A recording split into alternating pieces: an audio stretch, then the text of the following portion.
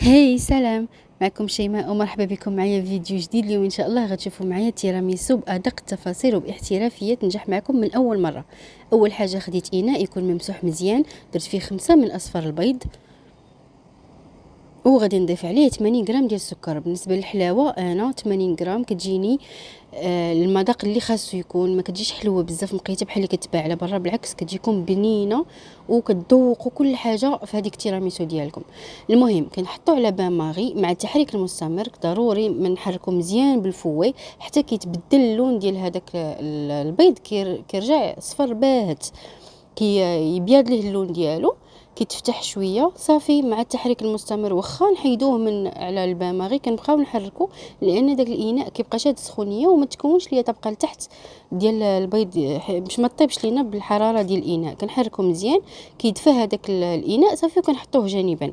هنا غناخد اناء اخر غادي ندير فيه 400 غرام ديال الجبن غير مملح. انا هنا كنخدم بالماسكربون، الوصفه الاصليه فيها الماسكربون، ولكن ممكن ديروا اي جبن ما يكونش فيه الملحه.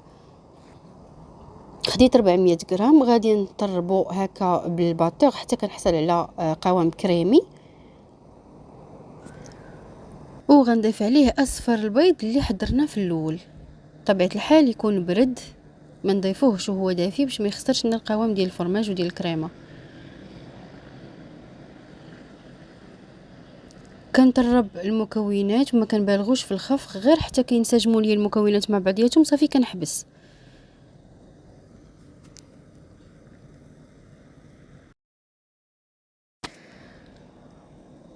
وفي اناء اخر غناخدو 400 غرام من الكريمه السائله، الكريمه اللي كتفضلوا اللي كتعجبكم تخدموا بها، تكون حلوه ديال الحلويات ديال الخفق.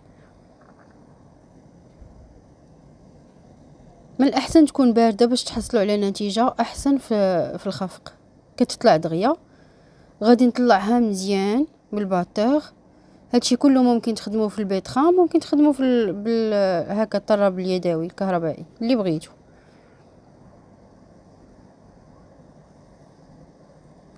من فوق كطلع ليا الكريمه كتولي عاقده، ماشي ضروري تكون فاغم بزاف لان مازال غادي نطربو. صافي غير هاد القوام وكنحبس. غادي ناخد اناء كبر باش نخلط فيه كل شيء.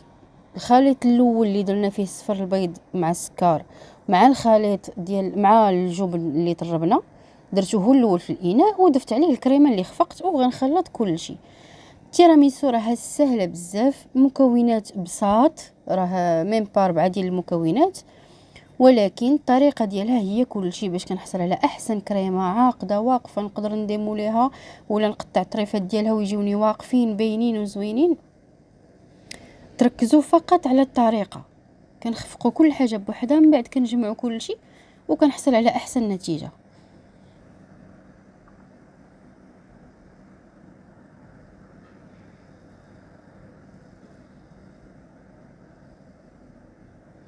وهذا هو القوام ديال الكريمه اللي تنحصلوا عليه.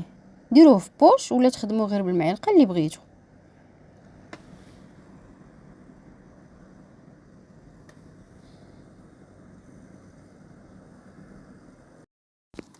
كتجي اون كريم اللي غنيه بنينه ما تشبعوش منها، ما كتقهمش ولا تضر في الراس، بالعكس فيها داك الفرماج تيلعب دور كبير في المذاق ديالها. داكشي علاش التزموا بالمكونات.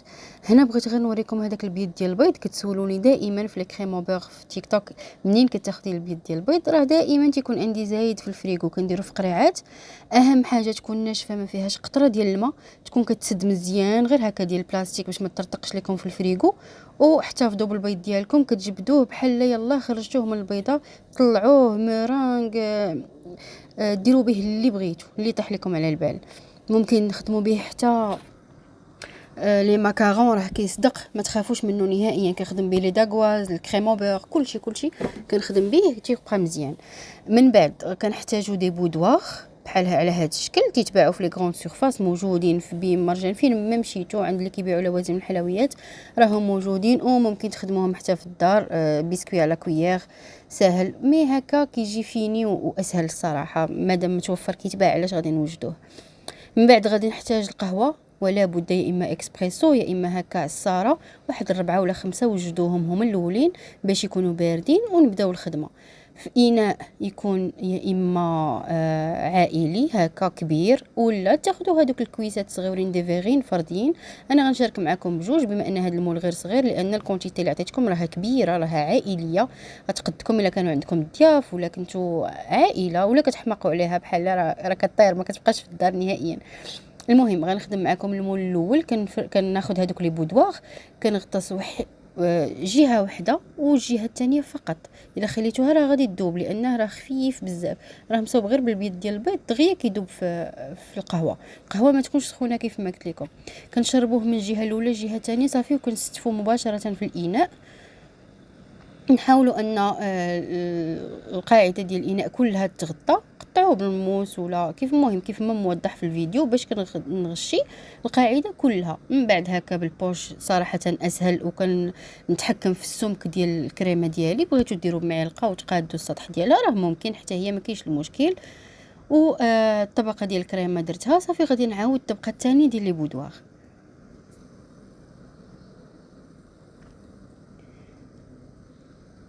وكيف ما موضح راه كنغطسو غير الجهه الاولى الجهه الثانيه صافي كنحيدو، ما نبالغوش لان باش ما يذوبوش لنا لي بودواغ. اون فوا نحطوه على جوج جوايه صافي نحيدوها.